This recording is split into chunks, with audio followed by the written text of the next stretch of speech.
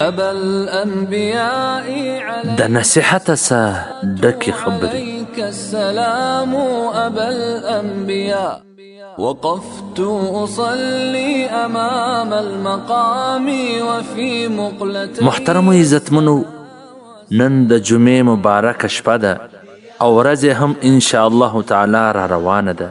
نو موږ تاسې ټولو ته پکار ده چې په نبي کریم صلی الله علیه وسلم باندې 100 واره یا 1000 واره یا تر دې هم زیاته درود شریف ووایو او د دې سره سورة الکهف ویل هم هیروئ او د جمعې د لمانځه دپاره غسل کول، مسواک وهل، عطر استعمالول، په پټه صدقه خیرات ورکول هم هیروئ، ولې چې دغه ستاسې د نیکبختي او سعادت علامې دي.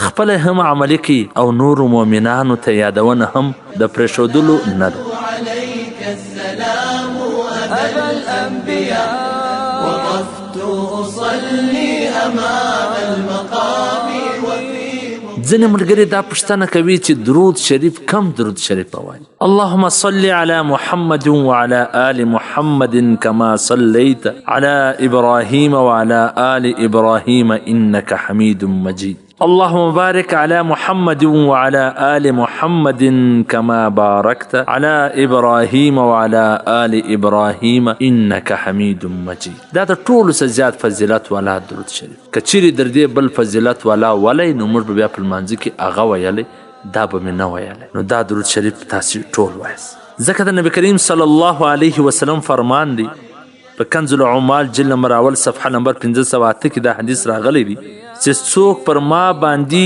د جمعې په ورځ 100 واره درود شریف ووایي نو دی به د قیامت په ورځ راپورته سي او د ده سره به یو نور ورسره وي.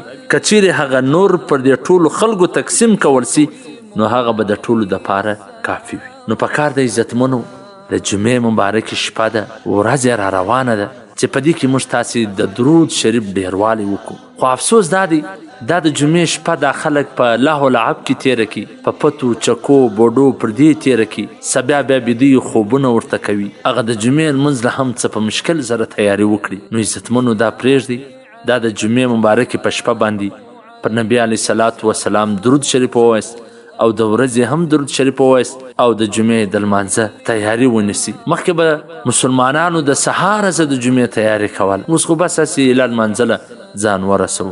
الله دې موږ معاف کړي. والسلام. د مولوي عبدالرحمن صمیم صاحب د نشراتو څخه منتخبي ویناوي. وقفت أصلي أمام المقام وفي مقلتي السنا والسنا